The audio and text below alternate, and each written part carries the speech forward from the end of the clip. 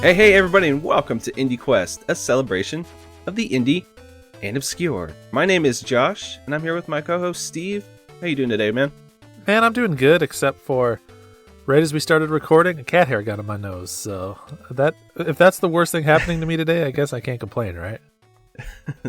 The upsides and downsides of pet ownership, I guess. Yeah, it's all upsides. If you get a little hair in your nose from time to time, consider yourself lucky. I've just been playing this. Let's see. I don't know if that's picking up. Is that a little mini Bop It keychain? Yes. Dude, okay, let's ask the tough questions. Is Bop It an indie game? I mean, it has a major publisher, right? It's published by like Hasbro or something, Milton Bradley. I think so.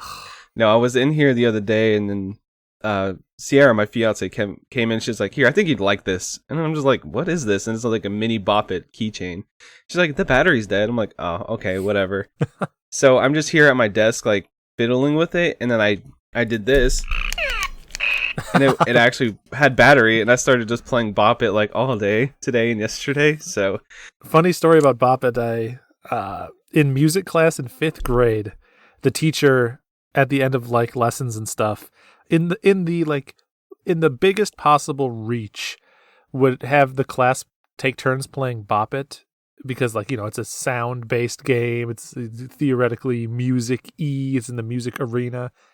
So he would have everyone take turns playing Bop It, and then he would like record everyone's highest score up on the board. Nice. And your boy, Steve, me, the exclusive, the one and only, was the first one in the class to get all 100 actions in Bop It and beat the game. You can beat Bop It if you get to 100. And my name was up on the board, first place, 100. My proudest moment. You're the rhythm game king, right? Yeah, and it happened since I was 10. Oh, I guess I'm going to continue on this tangent for just a minute. I have this moment where I was in high school. Guitar Hero was big. Yep. And I had been practicing. And in the band hall, it was like near the end of the school year, we had a Guitar Hero tournament. And there was me and this other guy. We were both pretty like good at it. We were both savants pretty much. Like we were amazing. And what's that Slayer song on Guitar Hero 2? Raining Blood. Yeah, I did Raining Blood. And as I was playing it, and this is the one that would like made me win this whole tournament. We've been playing for hours, on like maybe 3 or 4 hours. Like it was like one of those moments where I had the best tunnel vision. I was like so focused on the screen. I just felt like a king playing that song, just destroying. And then everybody looked at me and started clapping. I think that might have been my proudest moment, like ever. So, we both peaked when doing impressive rhythm game feats for our middle and high school classes. Yes. Speaking of peaking, there's a thing called the Steam Festival that I've kind of been messing around with the last couple days. It just ended today, actually. That's probably going to date this, but who cares? They've been doing it every like 2 to 3 months, and what they do is they get a bunch of indie devs together, and they said, "Here, just release your demos." They do like a bunch of live streams of the demos. It's games that aren't complete yet, and you get to take a little spin on like alpha versions of them and stuff. Of course, there's going to be bugs. They're going to be early state, a lot of them, but I was messing around with some of them, so I figured I would bring a few for a Franix demo variety. Under an hour, and it went that long. The first game I brought here is called BoomerangX. It's going to be published by Devolver Digital. And it's made by Dang, with an exclamation point, Dang Studios. And I kind of like the look of this one. It's like a first person. You have like shurikens that boomerang around, and you can like blink no pun intended, to the actual boomerangs, and you can basically use it to launch yourself up into the air and stuff. The whole premise is you go to these arenas and you have to like destroy certain enemies with orbs in like they kind of float over their head, and then you have to get like 6 waves, and each has like, okay, get 3 with orbs, 6 with orbs, and it's just basically this like super frantic, no pun intended, arena thing where you go around and you just throw shurikens. and just kick some ass. And it's super fun. It's almost like a black and white, almost like Mad World. You ever played Mad World on the Wii? Yeah. It kind of looks like that, where it's like black and white, and then it has like selective color in the environment. So it's really, really nice and really fun game. Had a good time with it. Is it when you say arena, it can mean multiple things. Is it literally like one big arena? Like I'm thinking of like Devil Daggers, if you ever played that, or is it more like, you know, like Quake style, where it's just a couple of rooms connected together by doors and hallways? I do think there's some kind of a narrative, because you start in one area, and then you'll go to like this little pad that's like glowy pad. You stand on it, and like an orb will spawn in these mini arenas. So it's a bunch of mini arenas. So you hit that orb, and then you get like a number of hits that you can take before you die. And it seems like it's pretty forgiving, at least in the demo it was. So it's like when you first start out, you just get like one hit, and that's it. If you get hit, I think you have to get like direct hit multiple times for that little hit to go away. It's kind of hard. It was kind of hard for me to figure that out, because I beat it without any challenge. It didn't really seem that hard at first, but it was the first stage. But when I got through the arena, did the waves, like another area opened up, and I got like another power. So I'm guessing that when you beat each arena, it's going to give you another power, and you go from there. Cool. I think the only thing I know about this game is I'm pretty sure that they sponsored one of the Games Done Quick marathons. The name is familiar from that. I actually think that I wishlist this game, because I was like watching one of the Games Done Quick, and I saw the name, and I saw Devolver Digital. I was like, what is that? You know, it kind of had a cool looking logo. So it was on my wish list, and they actually highlight that in the store. And that's the first thing I saw on your wish list, a demo you could try. Okay, I'm downloading this. Let's do this, you know. So awesome. Had a good time with that one. Yeah. Next up, we had a game called You Suck at Driving by Happy Volcano. It's very cute. It kind of looks like miniature toys. Has a very cartoony look to it. It's kind of like a what's that top-down NES game? That racing game. RC Pro-Am? Yeah, kind of that viewpoint. You're over the cars, about that distance too. But it's a 3D game. The whole point is you have to do these puzzles to park your car, different type of car, in different like puzzle scenarios. So basically, they start you off in very simple ones where it's like this loop-de-loop track where you just go around a bend, and then you have a certain amount of gas. If you run out of gas, you can't win that section, you know. And then there's the ones with actual loop-de-loops where you have to go around a loop-de-loop. It's like a little bit managing your gas, managing your boosts. Gets sillier and sillier on each puzzle you do. And I had fun with the demo. It had a little bit of jank to it. I felt like the physics needed some work. But besides that, it seemed pretty fun. Cool. I always love a good puzzle game. This game that I'm going to talk about now is called Jack Axe, which I haven't said out loud until now, and it's kind of hard to say. Jack Axe. Jack Axe. It's by Keybowl Mike Studios, and it's published by a small indie like publishing group called Another Indie. This game was one that really stuck out to me. I think probably stuck out to me the most of all these I played. It's very bright and cheery puzzle platformer, or actually just a platformer in general. And they do describe it as a platforming open world, because there are different areas you can go to, and you kind of stumble into another like dungeon and cave and stuff. So they do kind of lead you one way at first to get the initial weapon, which is an axe that you can throw out, and then you basically like use it as a dash attack. You dash to the axe, and when you dash, it hits people, and the actual axe itself hits people. So you can cross gaps with it, or you can throw it at people, dash at them, and throw it. It makes the traversal and the movement really fun. I actually got kind of addicted to playing this and just enjoying like collecting different coins and just exploring this map. They only had like one boss fight and like 2 little dungeon areas in this demo, as far as I could tell. And this boss fight was hard as hell. I didn't beat it. I sat here for, I don't know, an hour just trying to beat this boss. Very, very punishing boss. So if you're into that, I don't know if they will tweak that at all, but it's like maybe there's a power up where you get like multiple hits, because when you get hit, you have to start the boss over. So this boss had 3 waves, and I did all 3 waves. And then I'm like, oh, okay, I think I beat him. And then he turns from blue to red, and then he started being super hard. He did the Dark Souls Bloodborne, final wave trick to me, pretty much. And I got destroyed. I tried to beat that guy and I couldn't. But besides that, I mean, the game plays really well. It's not floaty at all. Really precise platforming. And the art style and music is super just lively and cheery. I think it's going to be a really fun game. Awesome. Yeah, I'm looking at some screenshots of it here, and it's very colorful. It's very bright. Seems like a good game. It really reminds me of something that would be on the Switch. Also kind of like graphically a little bit reminds me of Half Minute Hero. So I don't know. Yeah, it seems awesome. Cool recommendation, man. Yeah, I think that's one. I put it on my wish list. I think you guys should do the same and keep your eye on that one for when it releases. I don't think that one had a release date.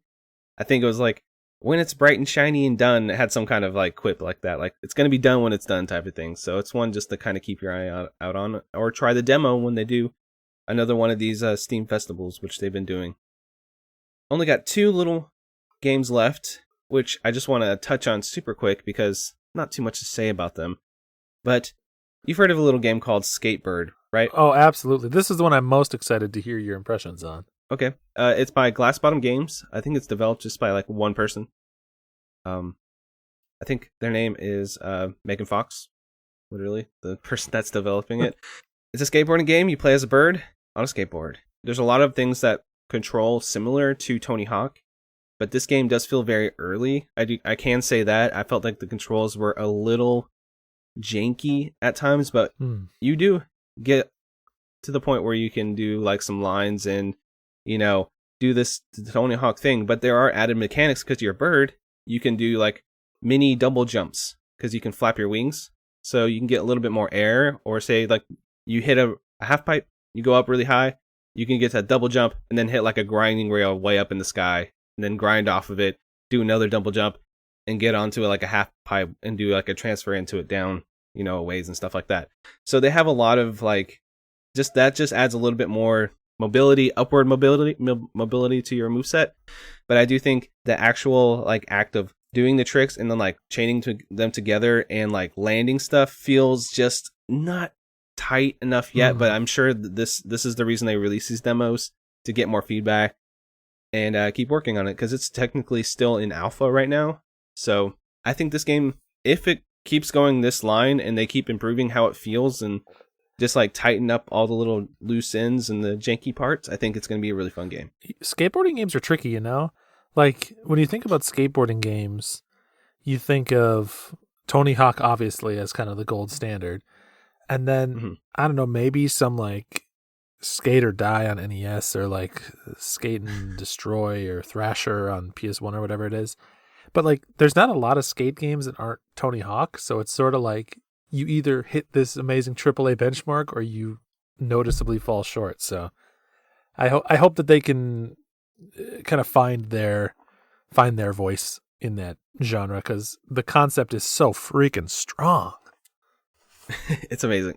And it does have the main like stage they were showing in the demo is like a stage on top of like a skyscraper, or like on top of a building, but it looked like a skyscraper because you're a bird.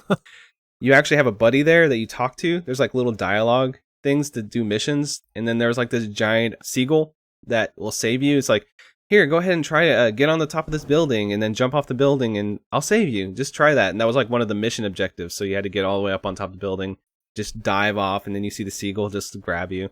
It has a lot of little silly storytelling things. So if they go that way with it, it might add, its own color and flavor and humor to it. And I did appreciate the music. It's just like a lot of really good lo-fi jams that's the style they're going for.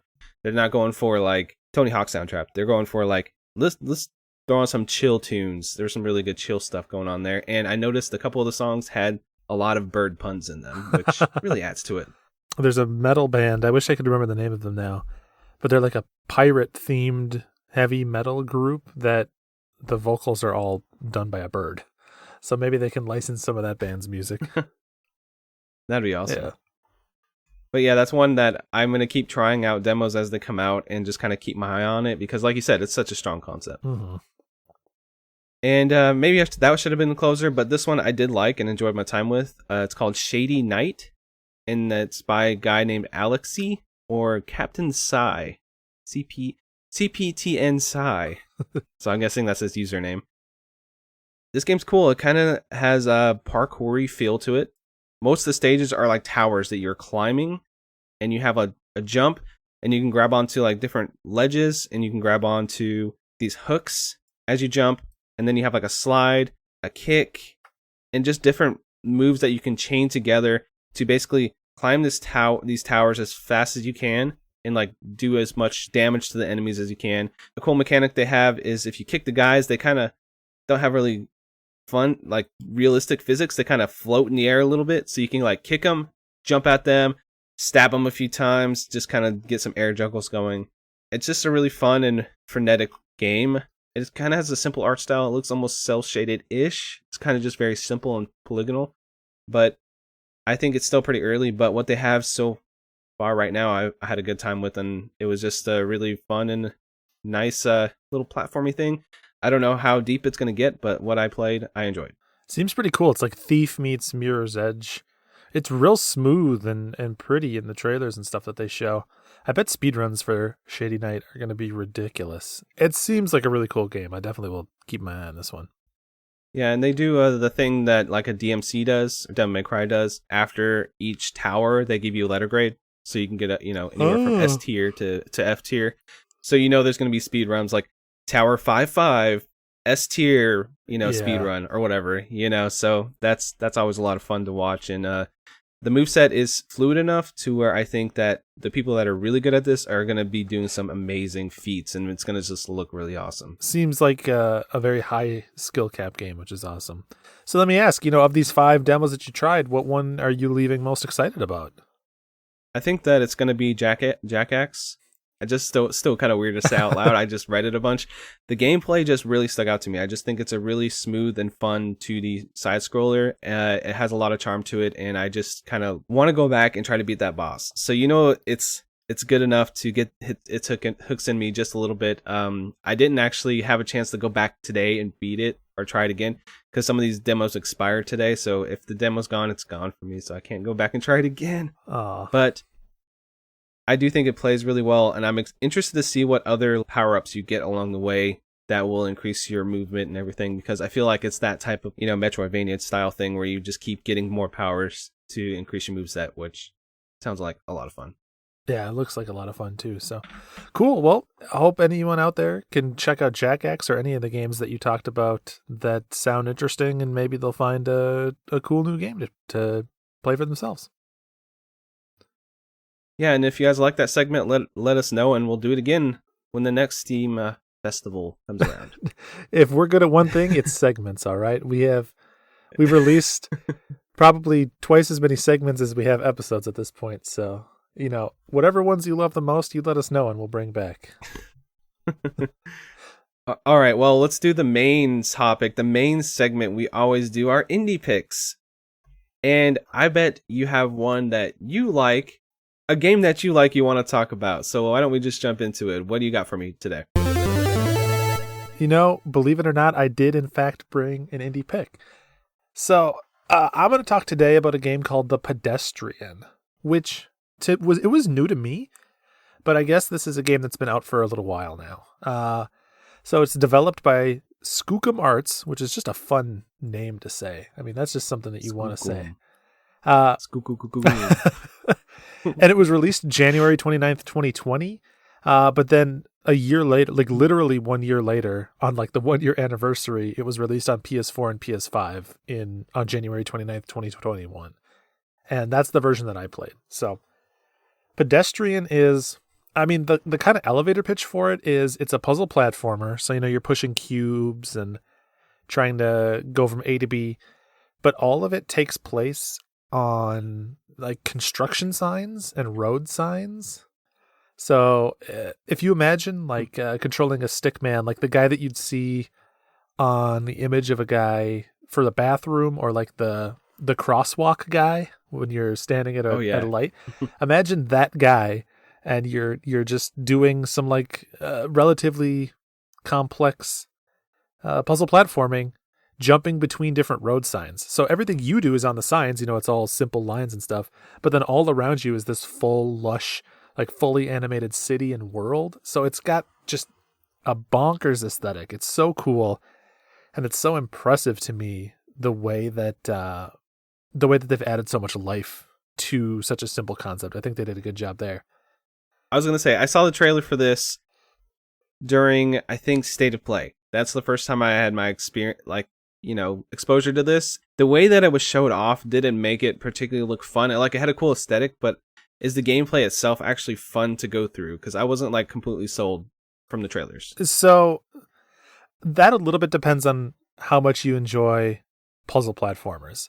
So at its very basic level, the idea is that you would walk into a road sign and then there'd be maybe a door that you need to unlock, and there's a switch on the ground and a cube, and you'd have to push the cube onto the switch, and then it opens the door and you can go through like that. But then they keep adding levels of complexity with elevators and springs and lasers you have to avoid. But then the kind of unique mechanic that they add on top of all that is you'll come onto a screen that has multiple different signs, multiple different road signs. So imagine 5 different ones that all have slightly different platforming environment layouts, and you can, using the touchpad or probably the mouse on PC, you can connect those together in any way that you want, as long as it makes logical sense. So if there's an exit out of the right side of one of the signs, and then there's an exit out of the left side of one of the signs, you can connect those together, and when your guy runs through that door, he'll jump from one side to the other. And so the first thing you end up doing in situations like that is you look at it and you kind of have to in your head figure out the right order to go, and then build all the bridges and connections in the ways that make sense, connect all the doors and ladders together, and then go through. And you have to do it correctly, because once you've gone through a door, once you've made a connection from one to the other and you've actually had your character travel through that, you can't break that connection without resetting the entire puzzle. So you can't go from one side to the next, break the connection, make a new one, go from that side to the next, break the connection. You have to with the pieces that they've laid out, figure out how to actually navigate all the way from one objective to the other. And it gets pretty complex. That's pretty cool. It makes you have to do that second to third layer of puzzle solving all at once. Have to figure it all you have to see the whole picture, right, before you commit, which I like that idea. Does this game have a storyline at all? Or is it just just a puzzle, just an excuse to do a bunch of puzzles? It, at first, no. It does kind of wrap into what I would consider to be a pretty vague narrative. But it's not a real strong story. Now, I will say that the very end, they do some stuff that sort of plays with your expectations of the game a little bit. So, I don't want to spoil anything for the ending of the game, but if you think of, how a game like Portal, you go through all the test chambers and then it kind of throws a twist at you for the last half an hour of the game or so. It does something like that, where it really plays with your expectations and it trips you up and does some cool stuff at the end that also is tied into the narrative. So it's got an interesting narrative, if not a dense story at all. Okay, I was just curious because it seems such a loose concept that it would be hard to do a narrative thing with, but anything like The Witness, where you see the things that happen in Witness, which I have never beat the entirety of Witness, but there are some of those moments. Or Locke, one of our recent interviews, where you figure out the thing, or you see the cool twist they do. I love that in a puzzle game, so that actually makes me more interested in playing the game. Well, it's in a city, and it has a lot of sound effects, I'm assuming, of the city and stuff like that. How's the music that accompanies everything in this game?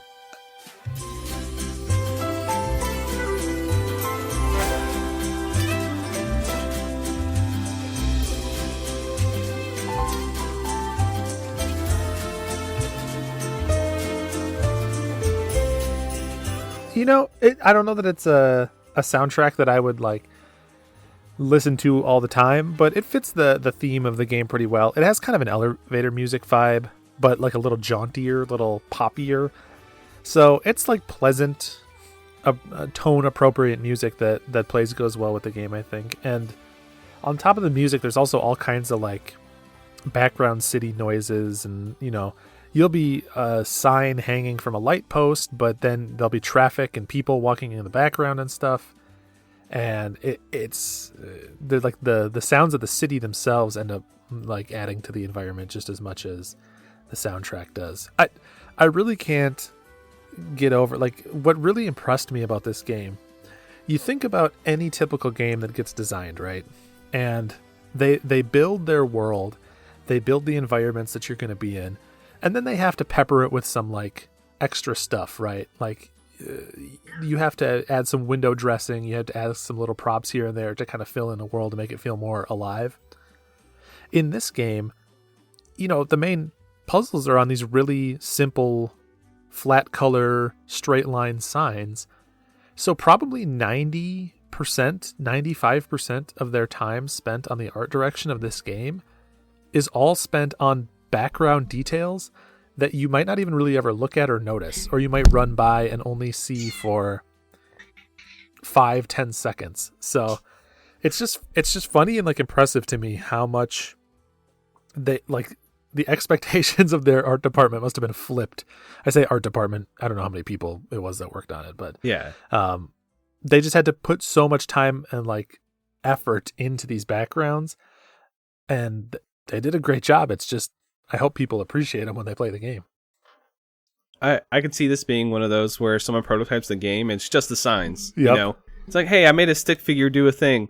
It's like, all right, let's figure out these puzzles, and then, okay, do we want to make this look prettier? Okay, let's do it. And then they just put like a ton of time into the rest. Yeah, so I can definitely see that from just looking at the gameplay for this.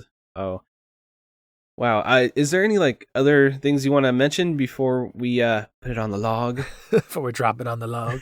I mean, I'll just say, like I mentioned, the ending is very interesting and very cool and worth seeing through. It's not a super long game. I want to say it took me 5 or 6 hours, although it does get pretty tricky. Like, there were some puzzles that really had me sitting there thinking for a while. And they do start to add mechanics on top of it to make even like the linking of stuff more complicated. So it's not a game that you're going to easily breeze through. Don't think that just because you're playing as a stick figure that it's a walk in the park, or because you're playing on a sign that's in the park that it's a walk in the park. Nice. No, I was going to ask, I know you're a huge puzzle game guy. You're definitely more a puzzle game guy than me. Yeah. I love puzzle games, don't get me wrong, but if I am banging my head against the wall like for a long time, I will look up a hint. Do you ever look up hints when you're playing these games? This type of game? Not usually, but that's not like a elitist thing. I will usually ask other people first. So if I'm stuck on a puzzle for a long time, I'll usually bring Leah in, and I'll be like, all right, here's how the mechanics work. You and me now together are solving this puzzle. Or I have like 1 or 2 friends that are also kind of like into puzzle games, and so I might tap them first. Because I think it's kind of fun to solve puzzles like as a small community, but that's not to say that I've never looked up a puzzle. Obviously, sometimes I just get stuck and I need to keep moving along, and so I will look stuff up. But I didn't have to in this game, although I did have to set it down for a little while because sometimes you've used all the juice you have in your head and you need to let it refill for the next day. And then the last thing I'll say is I played this on the PS5.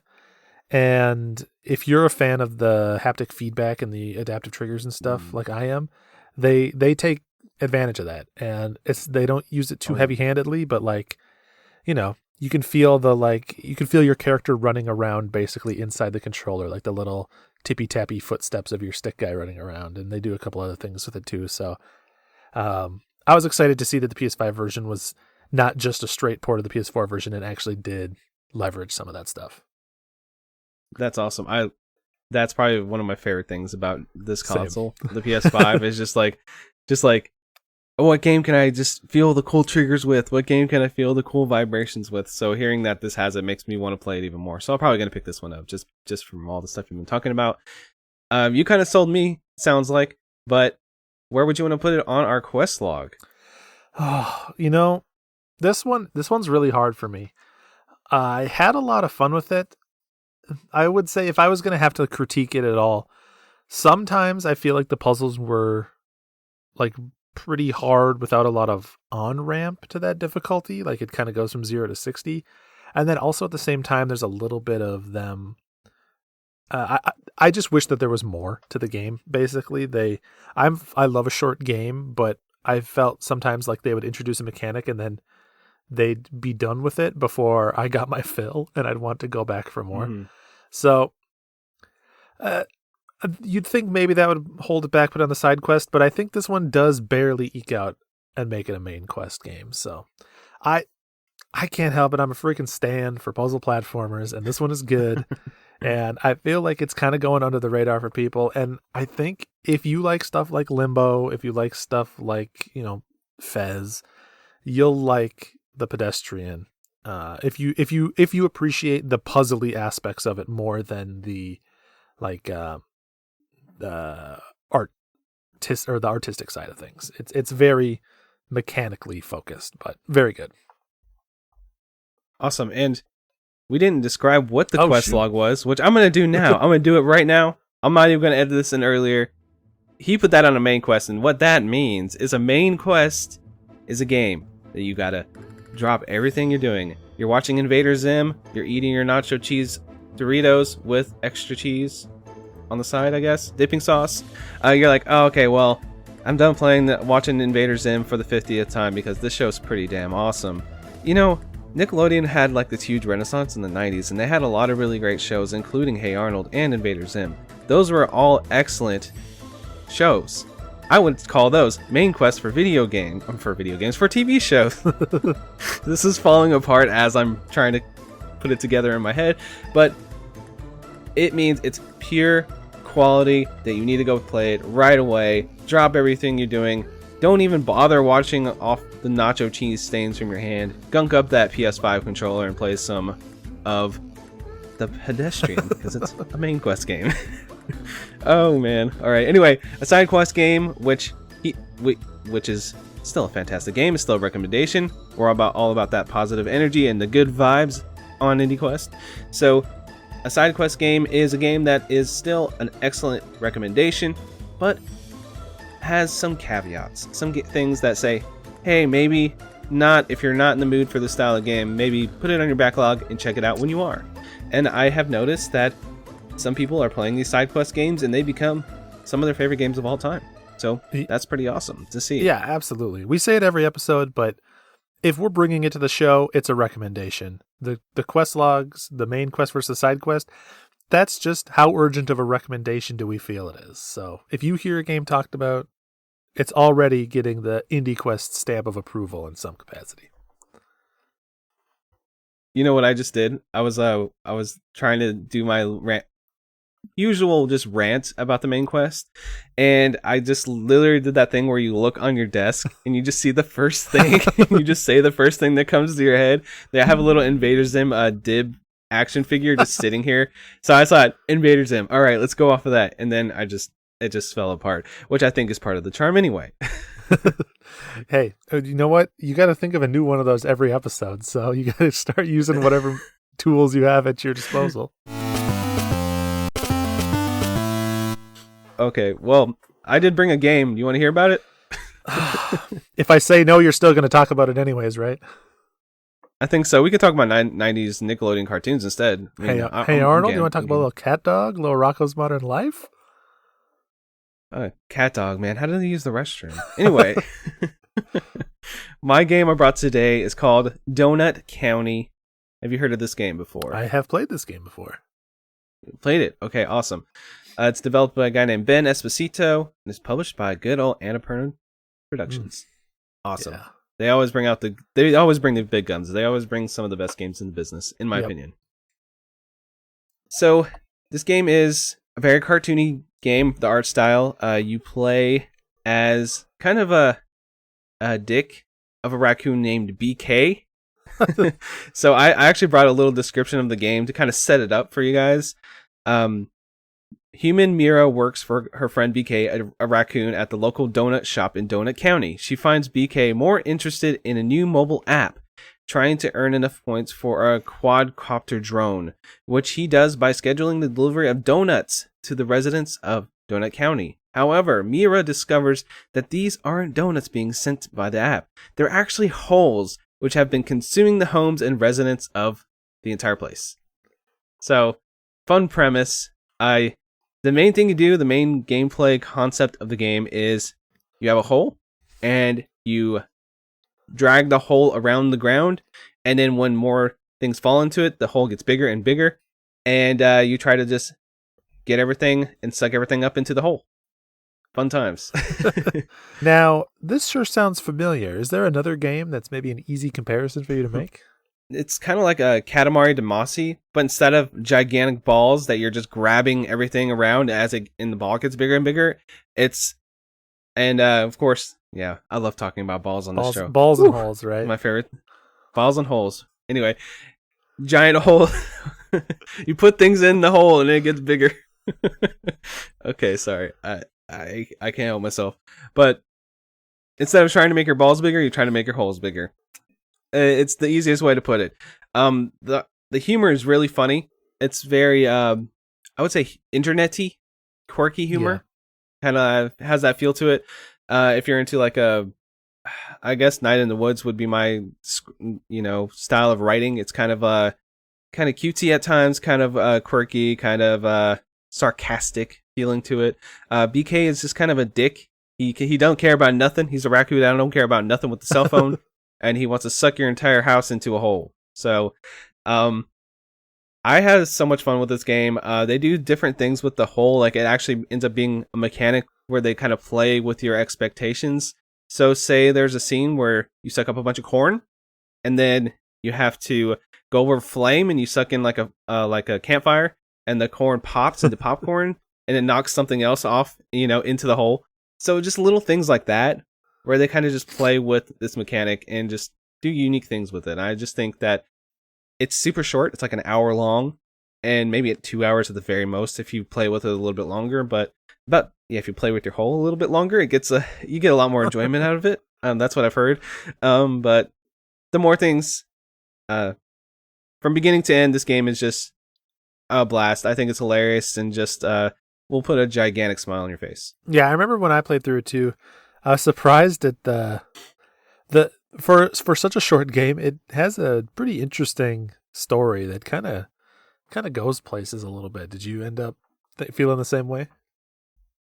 Yeah, it's kind of like it's one of those I kind of don't want to spoil too much about, but they have little cutaways before they go to each of the areas where you're sucking things in the holes, and they're like you'll basically see these people underground because of course they got sucked underground, and they'll be talking with the raccoon about what he's been doing. He's like, yeah, and then you suck my farmland down and blah, blah, blah. And they'll go back and forth. And there's where a lot of that quirky, sarcastic humor comes in.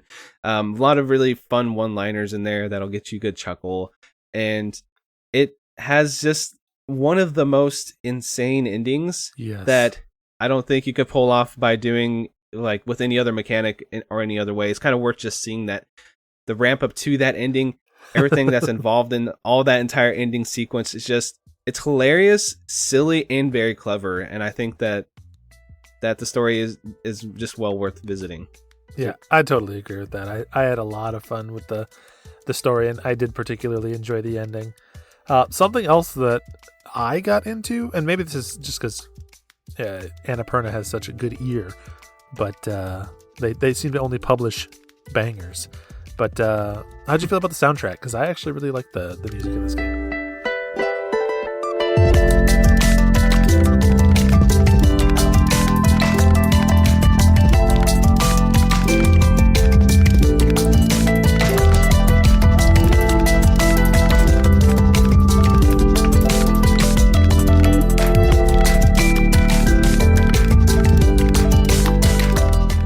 Yeah, I love the music in this game. This is one of my go-to background tracks. Throw it on, just listen. There's a lot of good atmospheric music in it.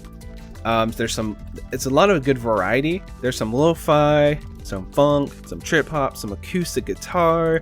You got some club bangers in there mixed in with your smooth, just chill vibes. But I think even when they do switch genre, it does still kind of just feel just like a relaxing time to listen to this album. And it's like more music than maybe the game is lengthwise. Like the game's like maybe an hour to two. I think the music's like an hour and 40-minute long soundtrack, and all the tracks in there are just really good. And like I said, a lot of variety, and just one of those like put it on in the background, beats to listen to style soundtracks, which I always appreciate that. Yeah, I totally agree with that. 100%. It's good, chill, easy listening. And I mean, I made a joke about Annapurna as the publisher, obviously, but I do want to give a shout out to the composer, who is Daniel Kostner, did the soundtrack. And I think maybe the developer, Ben Esposito, might have worked on some of the soundtrack too. But yeah, really good soundtrack by Daniel on Donut County. Yeah, stream it, buy it, listen to it where you can, listen to it on YouTube, whatever helps support people who make awesome things like this game and that soundtrack, because I think this game is kind of one of those just bite-sized games that I feel like I couldn't add anything to, or I wouldn't want to change anything to. I think it's kind of perfect how it is, and I feel the same way about the music, and I just think this, all in all, this package is just a little cheery, ridiculous, fun, just hilarious game that I think that anybody would have a good time with. And I think it would actually be a fun game for kids to play. I think that if you have a kid and you're a parent, I think that you guys would have so much fun just going through this game. It's not lewd or anything. It's just all silly and fun. So I think that even though me talking about holes makes it sound lewd, but it's not. I do think this is a good family game, and I could see myself taking this to like some relatives or my parents and being like, here, check out this game. It's fun. Just having a fun time playing it with them, because it's just so much fun to mess around with. It's almost like a toy in it of itself, Yeah, it does that thing that I feel like a lot of well-designed games do, where it has a concept, it uses it in interesting ways, it has fun with it, and then it doesn't overstay its welcome. It's just a nice condensed experience. And actually, for all my trophy people out there, if you're playing it on PS4, this is a pretty quick, pretty fun platinum trophy to get too. I mean, there's not a lot of complexity to it outside of playing through the game and doing some specific things. So maybe that'll nudge one or two more people towards it. The trophy guy over here. I mean, I've been tempted to play more games to get occasional trophies. I'm not like a trophy hunter, but I get that serotonin hit when I get one. So I understand the appeal. It's a sound effect goes off, the brain gets the good chemicals. That's how it works. Exactly. So I think I have said all I can really say about this game. I definitely recommend it, and I'm gonna just throw it down on the table. My big ol' fat main quest recommendation. This is a solid main quest for me. I think as a package, it's a must-play game. Heck yeah, I don't think that's any surprise to hear based on how you talked about it. And yeah, I mean, another awesome recommendation, a game that I quite enjoy. Okay, since we've been doing some Annapurna games here and there, do you think any of these games will not end up on the main quest? Annapurna? Any Annapurna games not on the main quest? Gosh, I don't know. I feel like they might all land there. If I'm being honest, if it was just me, I might have put Donut on the side quest, but hey, it's not my pick, buddy. And I support your decision no matter what you choose. I just love this game. So it's hard for me not to make it a main quest, but we're allowed to have differing opinions. Wow. That's the whole point of this. Look at he's apple and I'm oranges, and somehow this podcast still works. Wow. Opposites attract. And speaking of apples and oranges, we both like indie games, but we haven't played all of them.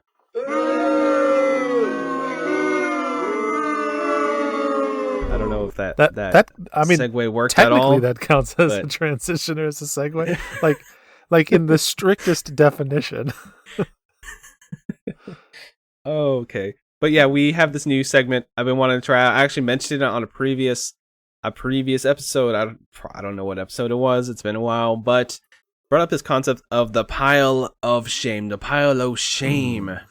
So what we both did is we went through like lists of like the best indie games of all time, or games that we kind of just regret not playing, and we brought 5 to the table here.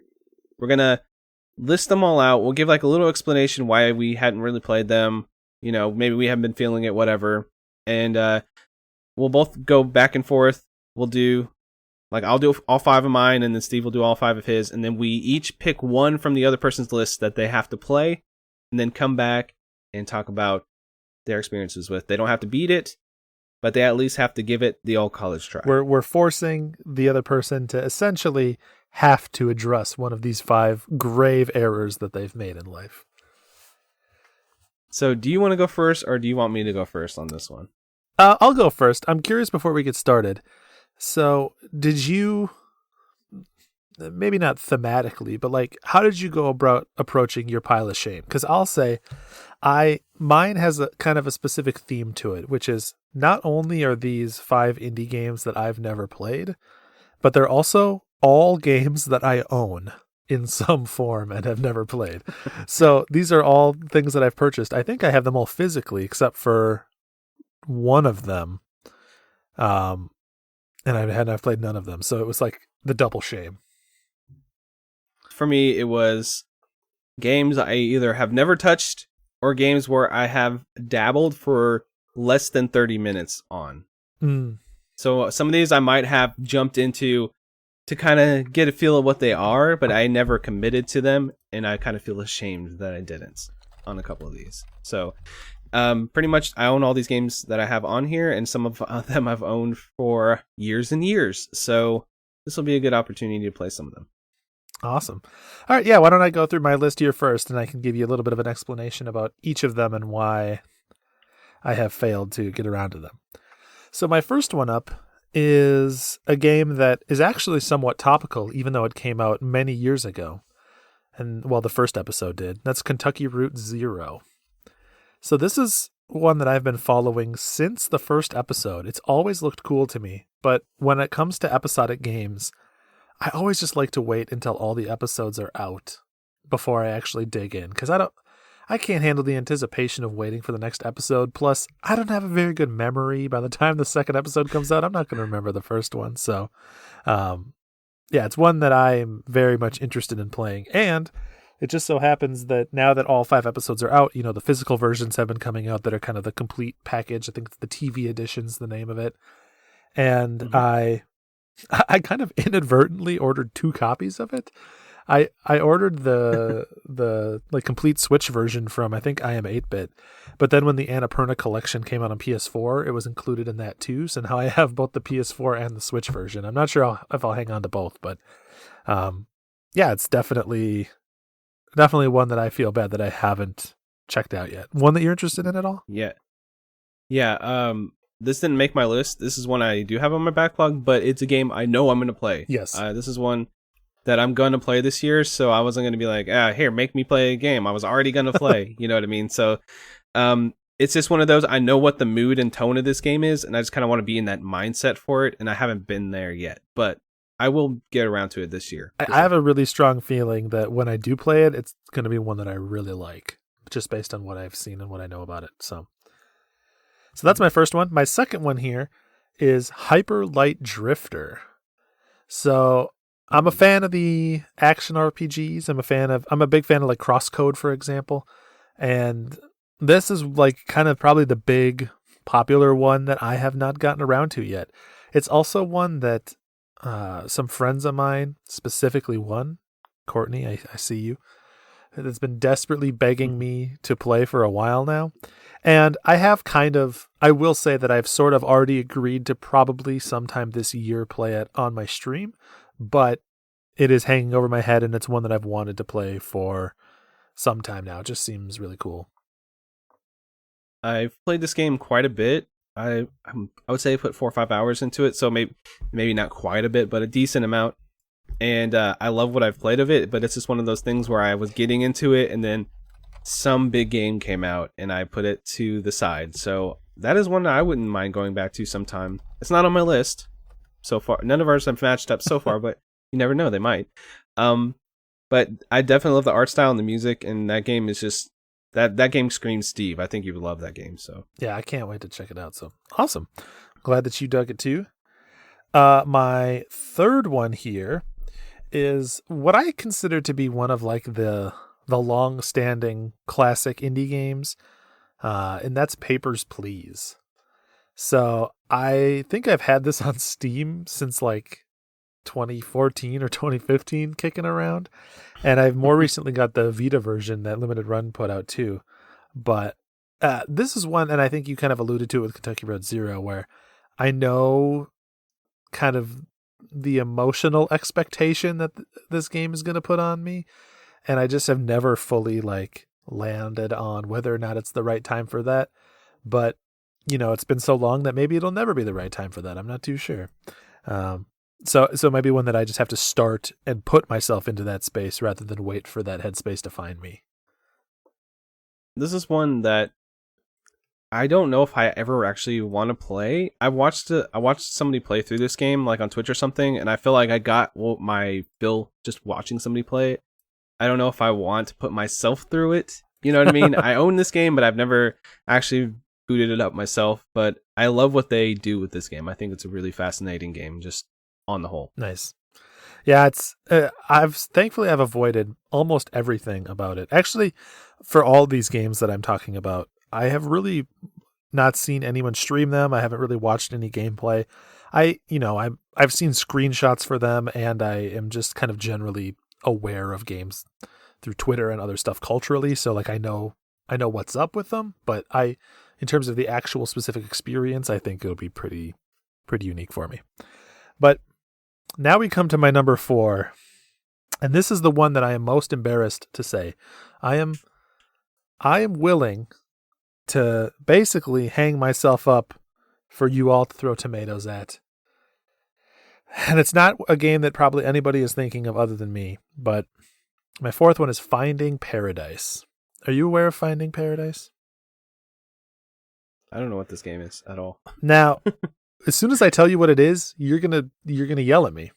Finding Paradise is the sequel to the Moon.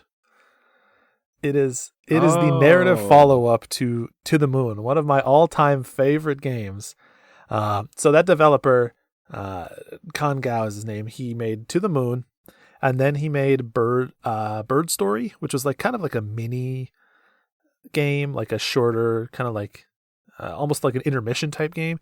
And then Finding Paradise came out, and it is a direct narrative follow-up to the Moon. It follows the same 2 scientists, and they are basically kind of doing the same thing they did in the first game, from what I understand. But I bought this game the day it came out. Obviously, like I was there, I was ready for it, and I just have never found the time for it. It's hard because it fills a really specific niche that is hard for me to find time for. It's a game that is basically all story, and I know is going to be very emotionally heavy.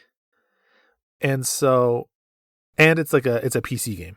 And so it's not one that I can really play around my partner because it's all text-based. She wouldn't be able to follow along with it. It just like wouldn't be a good co-op experience. So it's one that I have to like kind of find time to play on my own. It's also not a very good stream game because it's just basically a text adventure. And to be honest, I would want it to be a little more personal to myself. So it's mostly been about like, I guess that same problem I keep visiting, which is, finding the right time to actually sit down and play it. But I am quite embarrassed to say that I have not played the sequel to the Moon. Yeah, that's actually surprising to me. I don't know a lot about that series. I didn't even know there was a sequel. I'm not gonna lie to you. So, but knowing you and knowing that you love To the Moon as much as you do, and hearing you haven't played the sequel is pretty. That's pretty shocking. The third one is actually in development and like probably going to come out not too long from now. So, yeah, definitely one that I need to get around to.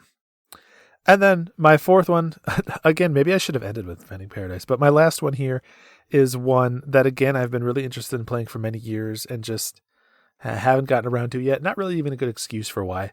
And that's Freedom Planet. So I am a Sega Genesis kid.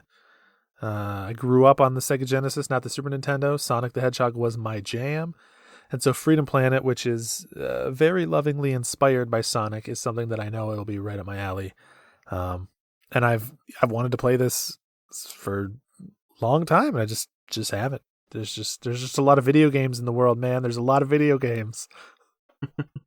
It's a fun game, man.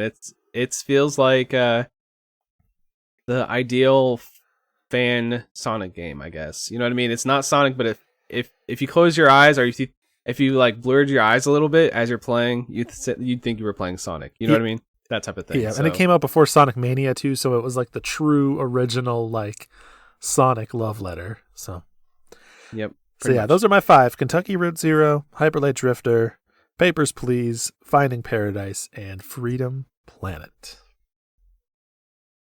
Sweet. So I guess I get to pick one of these before I jump into mine, since so people don't forget what the games are that you have on your list.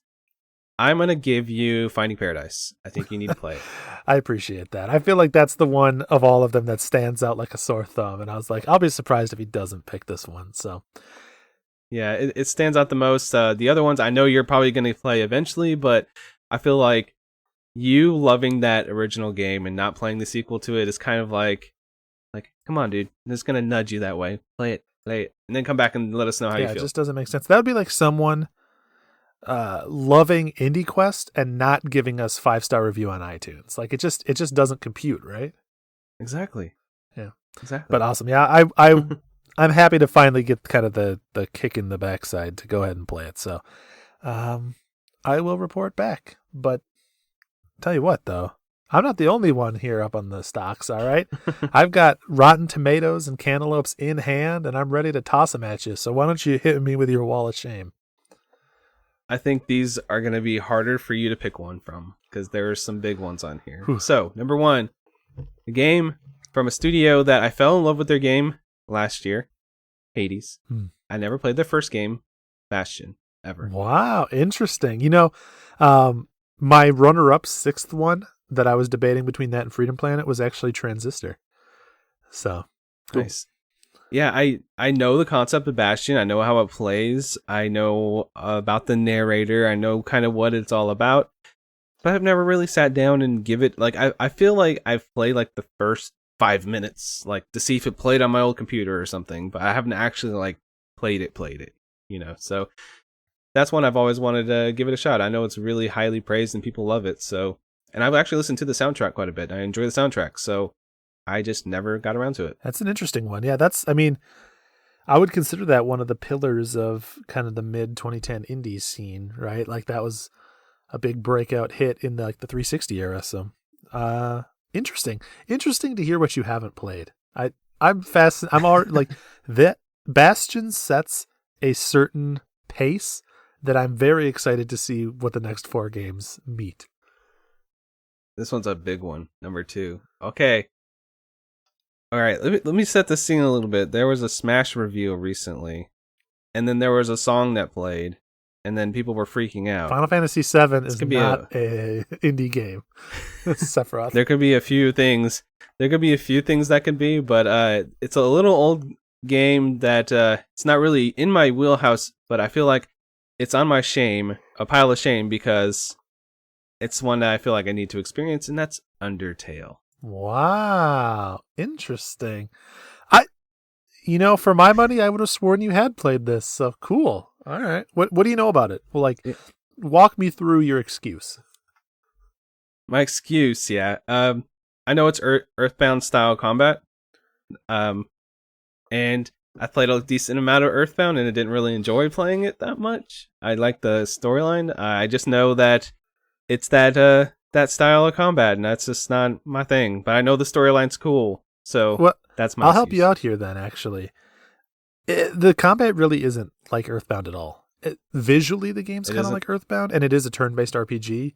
But Undertale is more like a shoot 'em up, or like the pacifist mode in Geometry Wars. It's a lot of dodging stuff, like using your little icon and dodging around enemy shots and bullets and stuff. And then on top of like a little bit of like text adventure, almost like narrative puzzle solving. So I know you're not always the biggest JRPG guy, and I actually think that you will be happy with how little Undertale feels like a traditional JRPG. And that's a mental barrier for myself, just because I'm so impatient. But definitely, like, I have no hate towards RPGs. I love the stories usually, and the actual going through them is usually pretty fun.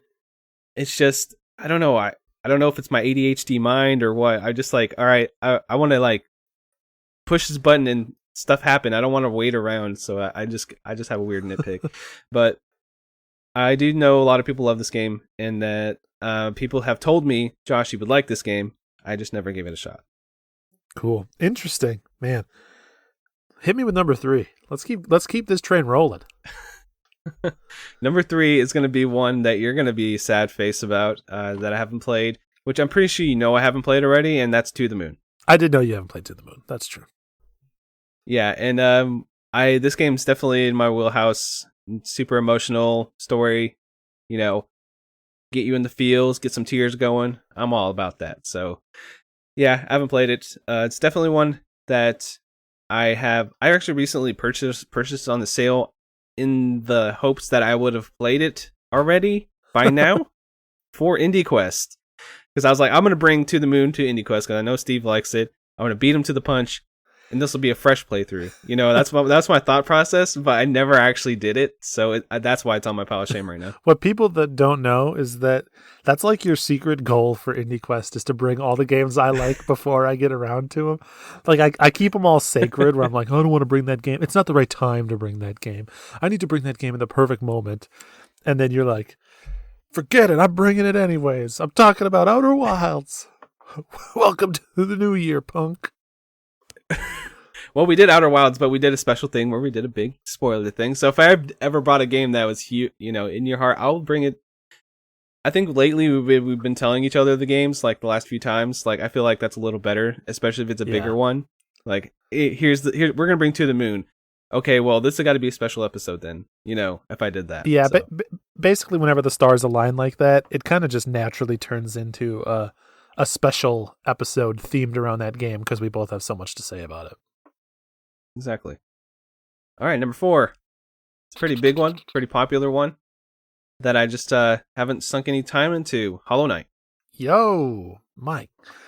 Man, you are not making this easy on me. All right. That's what I'm saying. There's some hard ones in here. I know the game. It's a Metroidvania. I love the art style. I know that are the worlds randomly generated in that game? Like I feel like in Hollow Knight, no, it's a pre-constructed world. It's like any other Metroidvania. Pre-constructed, okay. See, I wasn't sure about that either. I just know the art style is really cool. I love the way it looks, and it's on Game Pass, so I downloaded it before, and I jumped around a little bit, slashed some dudes, and I'm like, all right, cool, I'll come back to this, and I never did. Gosh, I guess. He's like, why am I even on this podcast with you? I mean, there's other co-hosts that I could interview, so we'll figure something out. That's true. Ask Pam, maybe she'll come on and co-host with you. She plays more games than me. Truth. All right, number 5 is a game that feels like it's definitely on my wheelhouse. It's definitely something I've sunk hundreds of hours into, but I have never even touched for a second. I've barely seen any gameplay. I've just seen trailers. That is Stardew Valley. Nice. I thought you were a Stardew Valley guy. Okay, interesting. You'd think that because I would love like that type. I love crafting games. I love Minecraft and Terraria and Starbound and all those. I always have fun with those style of game. I just never played Stardew Valley. I bought it last year or the year before. I've had it for a couple of years, and I just never had that drive to press the boot up button. But yeah, that's definitely one that's on my backlog that I want to sink way too much time into because I know once I start, I won't be able to stop type of thing. Yeah, no, I mean, that's like a dangerous one, right? Because so many people get so addicted to it that maybe you'd never bring another game to IndieQuest ever again. You'd be like, and on this episode, I'm bringing Stardew Valley again. Update number 42 or exactly. I don't know. I do play a lot of Minecraft still, and I'm still here bringing fresh stuff, so I think I could do it. Yeah, I think so too. I think you could. All right, man. So my list of horrible, just throw those Rotten Tomatoes right in my face, pile of shame here is number 1, Bastion. Number 2, Undertale. 3, To the Moon. 4, Hollow Knight. And 5, Stardew Valley. This is a tricky one for me. So I think unlike you, I'm going to need to go. We're going to need the process of elimination. I'm going to say we're going to cut out Bastion because I just think there are stronger contenders that I'd want you to play more. Okay. And the same with Stardew Valley because I'm going to choose one of the games that I love. Obviously, I'm self-serving, so it's between To the Moon, Undertale, and Hollow Knight. Now, to give people context for how tricky this is, To the Moon was my 2011 Game of the Year. Undertale was my third favorite game of 2015. And Hollow Knight was my second favorite game of 2017. So, like, these are all absolute top 3 bangers in my mind. As tempted as I am to say To the Moon, I feel like maybe just for the variety of discussion on the show, I should cut that one out because if you talk about To the Moon and I talk about Finding Paradise, it's going to be like we're just saying the same thing back and forth to each other. And and so let's see, Hollow Knight or Undertale? Gosh. Is there one that in your heart you secretly hope I pick where you're like, oh, I really hope he doesn't choose this one? No. I mean, I know Hollow Knight's long, so that's the only thing I think, I probably wouldn't be able to beat it, but I'd put some time into it. But besides that, not really. I think even though I personally like Hollow Knight more, I'm going to give you Undertale. I think it's finally time that you hit this cultural touchstone and shook up your expectations a little bit. It's also a reasonably short game. It's like a 5 to 10 hour game, so you'll dig it. In fact, you've even said some things on this podcast that I won't spoil that make me think that you'd like Undertale a lot. So, yeah. Plus, we'll get that sweet SEO when we got Undertale in the title. People be clicking on that link. So yeah, I don't know what to expect from that game. I put literally on this list, I did not have any like hopes for which one you would pick, so I was just kind of like, I want to see what he chooses, and that's kind of a cool one to land on for me because it's like the way you were describing it, just definitely not what I saw in my head and the stuff that my expectations were saying they were. It's like, just stay away from that game. You're not gonna like it. So hopefully, what if I come back and I say this is a main quest game? I bet you'll feel pretty good about yourself. I'll be feeling pretty smug. I think I will, definitely. But more than anything, I'll just be happy for you that you can finally speak openly about Undertale with people. This is a game that basically everyone and their mother has some opinion on. So now you can finally join them. What? Okay, I don't know if this is a spoiler topic, but what's this thing with the pacifist run? Do I need to do that, or do I just play it? I mean, I would say play however you want, but the game, you can defeat monsters or you can spare monsters when you fight them. Basically, you can either defeat them like typical combat, or you can like kind of solve these little like text puzzle type thing. Basically, like you talk to them and you figure out what they want, and you like you don't kill them. You offer them whatever it is that they want, or you make them feel good about themselves and you spare them. And how you play through will impact the story and a couple of the like fights and stuff that you'll get into. So I don't want to go into too many details, but just follow your heart, man. Okay. Good to know. I just was curious. I don't know what to expect, really. I know it's going to be good. I know that it's popular for a reason. Hopefully it lands with me. So your game was, what is the name of that game, the sequel of that game again? I forgot. Finding Paradise. Finding Paradise. And my game is Undertale for our Pile of Shame picks.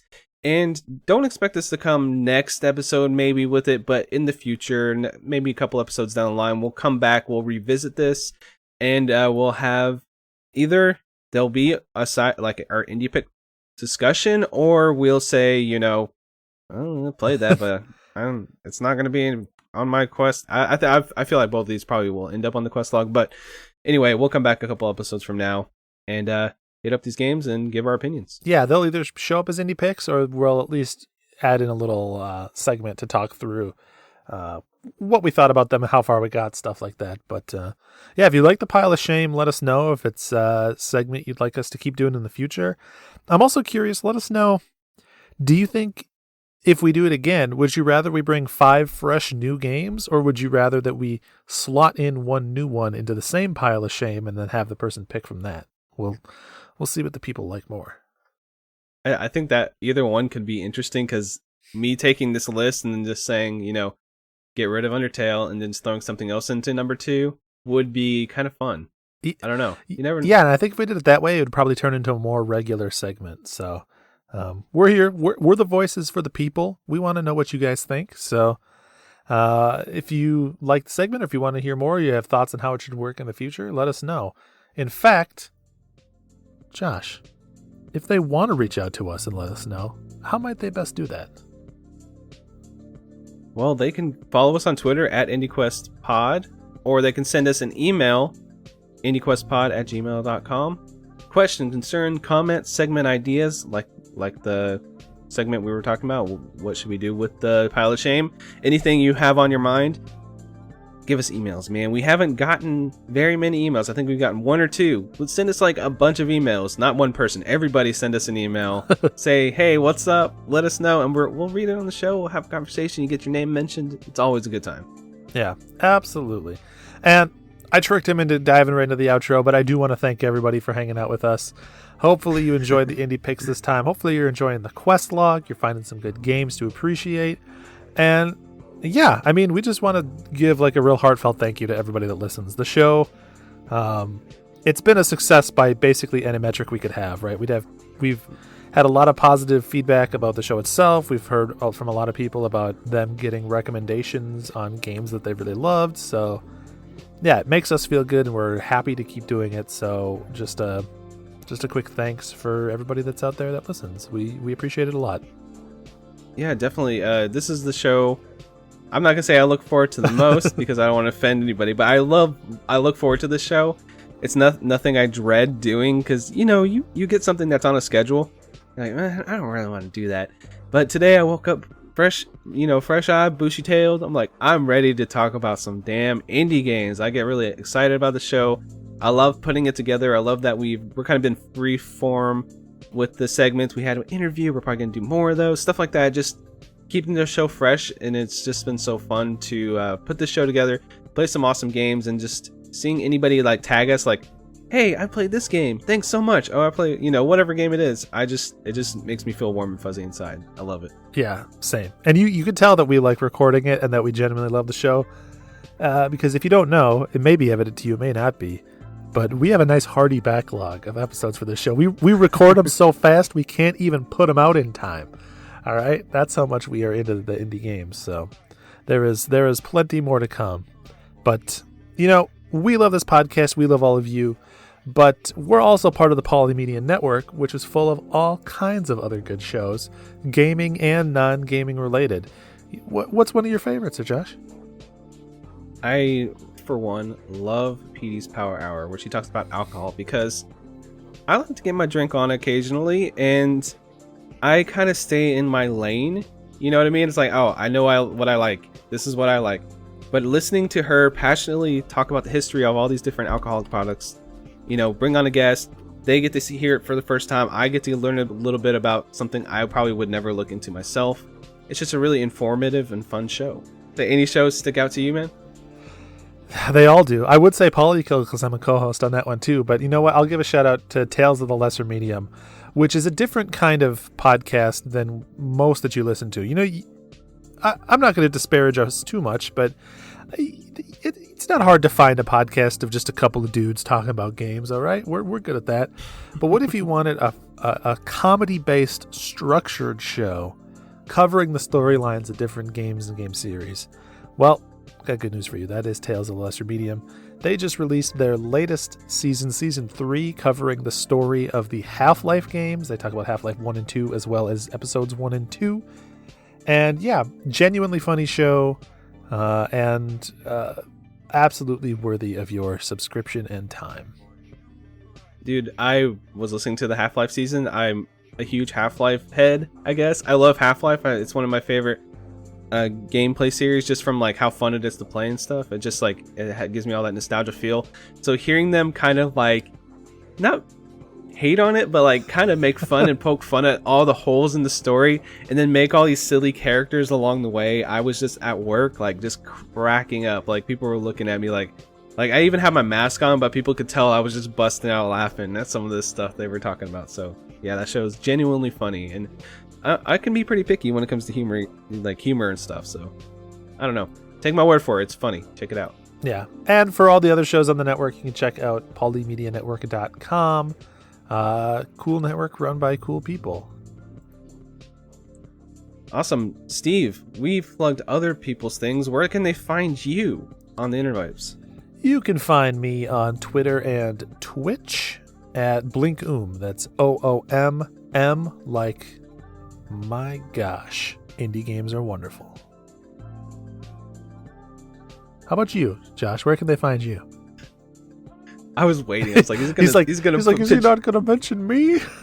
I want the people to know who I am. Oh man.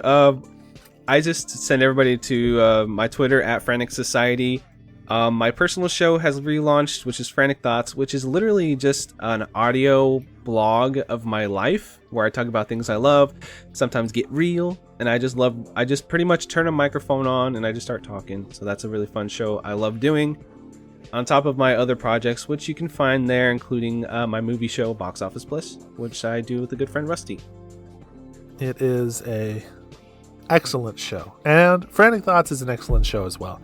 I was a Frantic Thoughts fan before I was ever a co-host with this guy, okay? I'm an old school Frantic Thoughts fan. Check it out. But what about episode number 4? What did I talk about? No, I'm just kidding. Video games, maybe movies? Probably. Now, I'm about to flip the script on you, you know? Normally you toss it to me, but we're in a zany mood today. All right? Okay. So Josh, why don't you say goodbye to the nice folks out there? Like we've been saying, guys, it's all about love. It's all about positivity. And we appreciate you guys listening to the show. Take care of yourself and just sit back, grab yourself your favorite beverage. Maybe it's an alcoholic beverage from the podcast we recommended. Or maybe it's just like a nice, crisp, sparkling water. Or maybe it's a cherry Coke, which I like a cherry Coke. But whatever your beverage of choice is, crack that thing open. Pick one of these wonderful indie games off of our quest log and just chill out and enjoy life. And thank you for listening to this episode. Catch you guys later. Thanks, guys.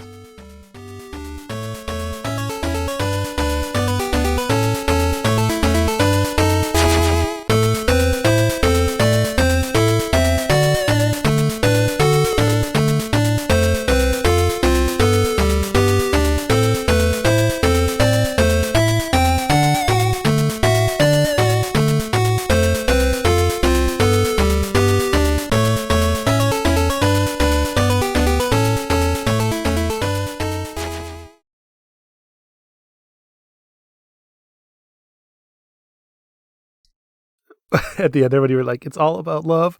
I was like, he's definitely going to say, it's all about family. And I was going to be like, wrong podcast. Damn it, I should have done that. Oh, well. I could hear it. I could hear it like bubbling up out of your throat. And I was like, it's not all about family here, buddy. Or I can make another Bop It joke. Didn't work. There we go. You ever play Bop It Extreme? Bop It Extreme it's too extreme for me. Adding 2 more pieces is more than I can handle. What is it? Flick it, and what's the other one? Twirl it or something? I forget. Spin it. Oh, is it spin it? Yeah, the little knob. Yeah. Oh man, that was a fun episode, man. I enjoyed that. That was a really good episode. Heck yeah.